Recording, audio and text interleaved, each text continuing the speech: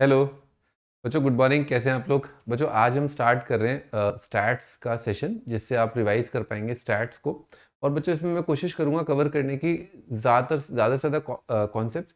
लेकिन है ना, इसके अंदर आपको एक और सेशन देखना पड़ेगा, उससे आपके सारे जो कॉन्सेप्ट्स अपने स्टैट्स के होते हैं वो सारे कवर हो जाएंगे। तो चलिए स्टार्ट करते हैं। बच्चों, मैं Manoj Chauhan, top educator in academy, और मुझे है मोर देन 15 ईयर से भी ज़्यादा का teaching experience in training students to crack IIT JEE mains and advance. मैं मेंटर हूँ ऑल इंडिया फर्स्ट रैंक का और BTech IIT Delhi, and known for best approach to quickly solve advance level problems.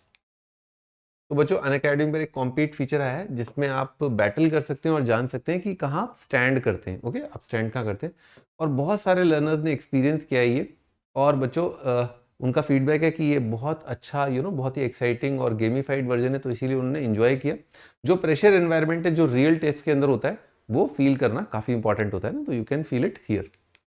बच्चों, all India test series आ गई है Unacademy पर। Comprehensive test series for JEE 2023 2024 preparation.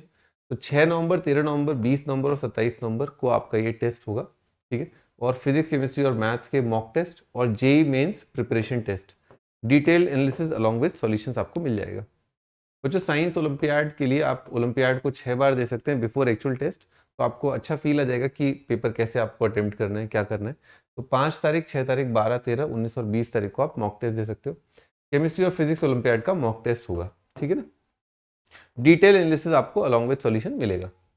बच्चों, ओलंपियाड के लिए आपका 11 नवंबर को बैच स्टार्ट हो रहा है 2022 के लिए। ठीक है। और इसमें बच्चों टॉप एडुकेटर्स आपको पढ़ाएंगे ओलंपियाड का, जिनको एक्सपीरियंस है। आगे बढ़ते हैं बच्चों, तो स्टैट्स के क्वेश्चन देखते हैं। स्टैट्स में आपको 2-4 फॉर्मूले ध्यान रखने, जैसे अपना वेरिएंस का फॉर्मूला, मीन का फॉर्मूला, स्टैंडर्ड डेविएशन का फॉर्मूला, मीन डेविएशन का फॉर्मूला। स्टार्ट करते हैं। तो in an experiment with 15 observations of x, ठीक है, एक्स जनरल वेरिएबल ये है। The following results were available. Sigma x square दे रखा है अपने को 2830, सिग्मा एक्स दे रखा है 170। One observation that was 20 was found to be wrong and it was replaced by its correct value 30। Standard सवाल है। Then the correct variance is, है ना, तो स्टार्ट करते हैं। तो करेक्ट वेरिएंस आपको निकालना है। ठीक है। वेरिएंस का फॉर्मूला क्या होता है? सिग्मा एक्स आई का square divided by n minus x bar का स्क्वायर, है ना, ये आपका वेरिएंस का फॉर्मूला। अब अपने को जो दे रखा है इसने सिग्मा एक्स स्क्वायर, तो ये आपका गड़बड़ है 2830। इसमें गड़बड़ क्या है? एक ऑब्जर्वेशन जो 20 थी, तो 20 का स्क्वायर ऐसा करो, इसमें से हटा दो। करेक्ट। अब आपकी ये 15 ऑब्जर्वेशन थी, ठीक है ना। 15 में से ये 14 ऑब्जर्वेशन के स्क्वायर का सम हो गया। अब 15वीं जो सही ऑब्जर्वेशन है वो 30 है, उसका स्क्वायर। ये आ गया आपका सिग्मा एक्स आई का स्क्वायर। इतना टाइम नहीं लगना चाहिए, इतना जल्दी आपको सोचना ही है। ठीक है ना। अपॉन 15 माइनस, अब एवरेज पर देखिए क्या असर पड़ेगा। एवरेज पर देखते हैं, एवरेज निकाल रहे हैं अपन। तो पहले क्या था, 170 था, इसमें से 20 हटा दिया और 30 जोड़ दिया। ठीक है। तो ये आपका 15 ऑब्जर्वेशन का सम था, पर उसमें से गड़बड़ हटा दिया, तो यहाँ से यहाँ तक आपका 14 ऑब्जर्वेशन का सम है।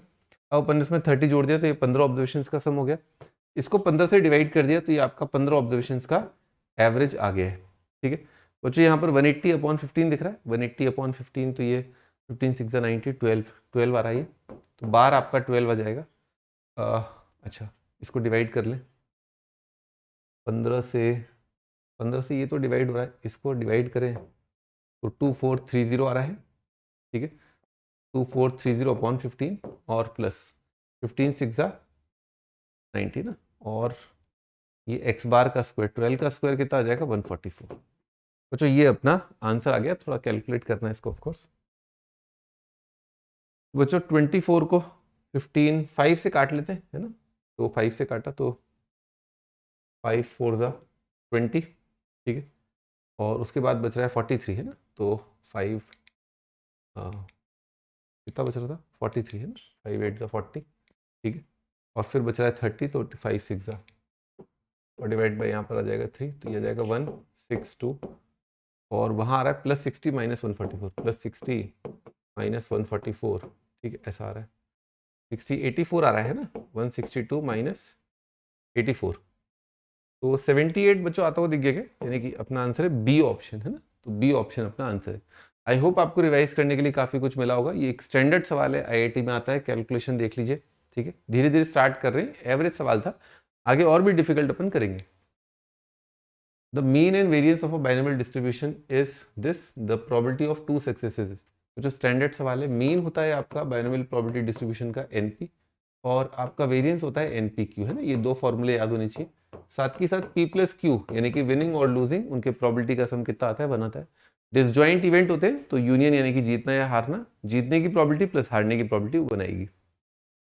ये अपने को 4 दे दिया, 2 दे दिया, इनको डिवाइड कर दिया तो क्यू का वैल्यू अपने को हाफ दिख गया। इस फॉर्मूले से अपने के पास पी हाफ आ गया। फिर ईजी एन का वैल्यू अपना 8 आ गया, ठीक। प्रोबेबिलिटी ऑफ 2 सक्सेसेस, तो 2 सक्सेसेस लिखा NC2 करके, और P की पावर 2 और Q की पावर 6, N 8 ही एक्चुअली, ठीक है। N आपका 8 है तो कितना जाएगा 8C2, और P और Q का वैल्यू बराबर है तो 1/2 की पावर 2, 1/2 की पावर 6, 1/2 की पावर 8 आएगा। 8C2 तो 8 × 7 अपॉन 2 की पावर 9 आ रहा है। एक 2 ये वाला और ये 2 की पावर 8, फिर 2 की पावर 9 कितना हो जाएगा, 28/2 की पावर 8 यानी कि 256, 28/256 यानी कि डी ऑप्शन बच्चों अपना आंसर, ठीक है।